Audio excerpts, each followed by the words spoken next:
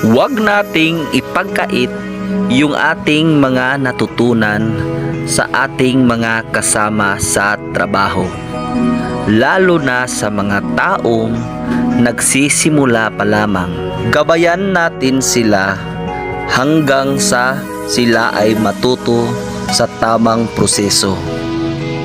Dahil dati dyan din tayo nanggaling. Hindi tayo nagsimula na marunong tayo kaagad.